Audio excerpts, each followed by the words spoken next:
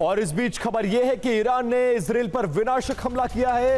ईरानी आसमान में नजर आई है मिसाइलें। लंबी दूरी की मिसाइल से इजराइल पर अटैक कर दिया गया है। ये तस्वीरें आपके सामने।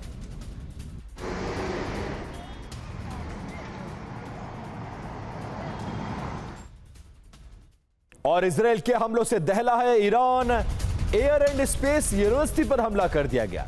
इजरायली मीडिया ने इसका वीडियो भी जारी किया। किस तरीके से इजराइल के हमलों से ईरान दहल रहा है और पहले पेट्रोकेमिकल प्रोजेक्ट्स पर हमला और अब यूनिवर्सिटीज को निशाना बनाया जा रहा है। और ईरान के पेट्रोकेमिकल प्लांट पर हमला, बंदरे माशर के तेल ठिकानों पर अटैक किया गया है। इजरायली हमले के बाद पेट्रोकेमिकल प्लांट में आग लग गई है।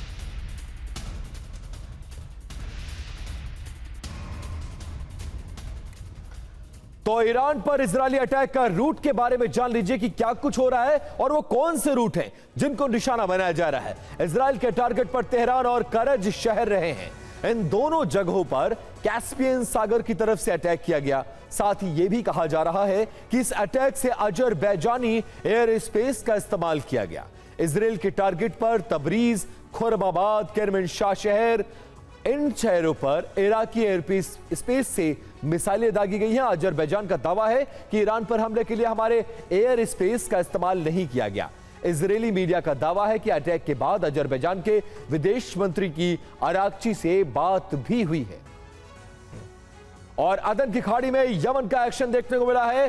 बाब अल मंदेब को यमन ने बंद कर दिया है।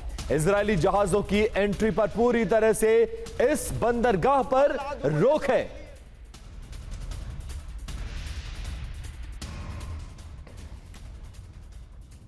और इजराइल को ईरान ने इस बीच बड़ी धमकी दे दी है। क्या कहा है?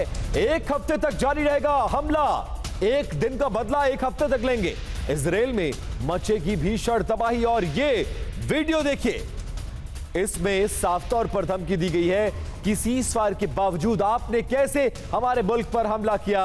लेबनान का बदला इजराइल ईरान से ले रहा है और ईरान अगले एक हफ्ते तक इजराइल में बड़ी तबाही मचाने की धमकी दे रहा है।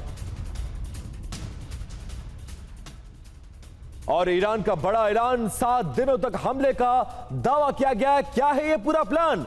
द सन की रिपोर्ट में बहुत सारे दावे किए गए हैं। कहा यह जा रहा है कि ईरानी जवाब हमला नहीं बल्कि लंबा युद्ध करेगा।